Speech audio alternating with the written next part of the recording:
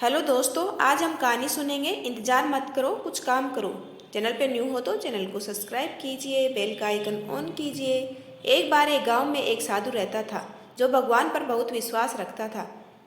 एक बार वह साधु पेड़ के नीचे बैठा था और भगवान को याद कर रहा था तो अचानक बाढ़ आ गई। चारों तरफ पानी ही पानी। सब लोग अपने आप को बचाने के लिए ऊपर पहाड़ की तरफ भागने लगे। उनमें से एक आदमी देखा कि इस हालत में भी साधु जी भगवान की तपस्या कर रहे हैं। वह सोचा कि ये अपने आप को बचाने के लिए कहीं जा क्यों नहीं रहे।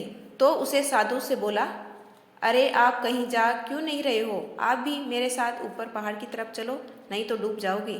साधु बोले, अरे हमें क्या होगा, मैं भगवान की इतनी तपस्या करता हूँ, मुझे कुछ नहीं हो सकता, मुझे भगवान अपने आप बचाएगा। धीरे धीरे पानी साधु के कमर तक आ गया। अब लोग वहां से नाव लेकर निकलने लगे तो उनमें से एक साधु ने कहा, अरे पानी आपके कमर तक आ गया है, आप हमारे साथ चलो। तो साधु ने कहा कि नहीं नहीं, भगवान मुझे अपने आप बचाएगा। और वह नाव वाला भी वहां से निकल गया।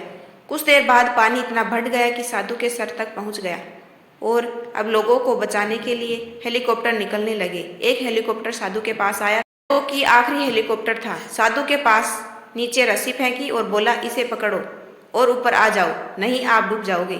यह आखिरी हेलीकॉप्टर है और आपके पास मैं दूसरा कोई रास्ता नहीं है बचने के लिए। साधु ने कहा, यह रस्सी वापस ऊपर खींच लो और आप चले जाओ, मुझे भगवान के ऊपर पूरा भरोसा है, वह मुझे बचा लेगा। पानी काफी ऊपर आ गया, पेड़ डूब गया और साधु की भी डूबने से मौत हो गई। मरने के बाद साधु भगवान के पास गया और बोला, हे भगवान, मैंने पूरी जिंदगी आपकी तपस्या की, मेरा सारा जीवन आपकी आराधना करने में लगा दिया, फिर भी इतने भरोसे के साथ इंतजार किया कि तुम मुझे बचाने आओगे, लेकिन वहाँ मेरी डूबकर मौत हो गई और तुम नहीं आए, ऐसा क्यों? भगवान बोले, मूर्ख इंसान, एक नहीं 3 बार आया था, वो तीनों बार मैं ही तो था। पहला पैदल, दूसरा नाव के द्वारा और तीसरा हेलीकॉप्टर के द्वारा, लेकिन तुमने मेरा एक भी अवसर पहचान नहीं पाया। पता नहीं किसका इंतजार कर रहा था।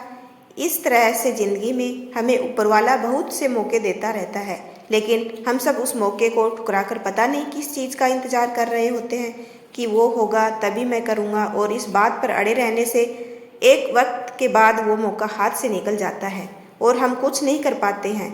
तो किसी भी अच्छे समय का इंतजार मत करो, जो भी करना है आज और अभी से शुरू कर दो। ऐसी ही स्टोरी सुनने के लिए चैनल को सब्सक्राइब कीजिए। Thanks for watching.